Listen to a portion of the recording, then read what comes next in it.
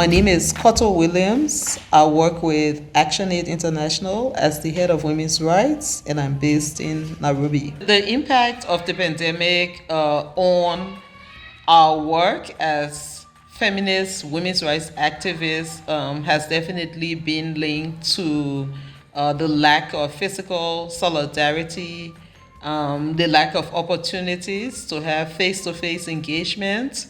It has also meant that with the exposure of the different crises that we face, complex crises that we face globally, it has become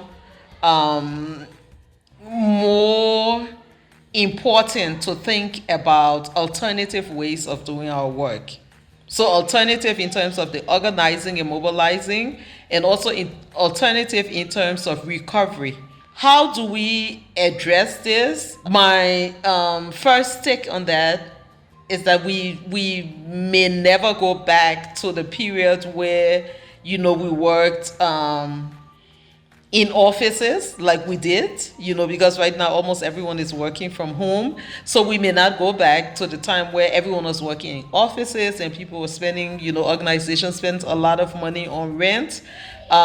We may definitely have to learn new skills, get new sort of equipment for the kind of work that we do.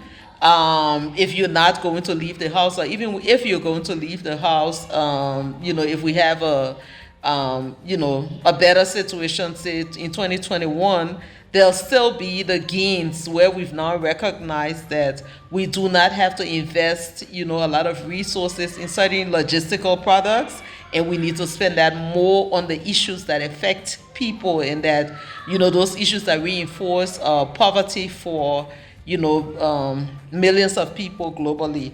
In the past, you could always sit and have a meeting. Now people are doing more blogs, documenting in a way that is going to support the organization, not just our role during the COVID, but also how do you strengthen your organization to contribute towards recovery, and to do that in a feminist way.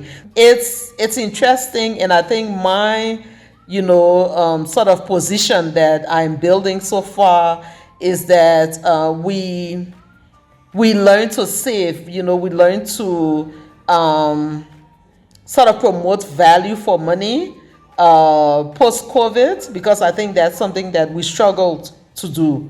So value for money, meaning that you don't need 10 persons from an organization to go to a meeting in New York.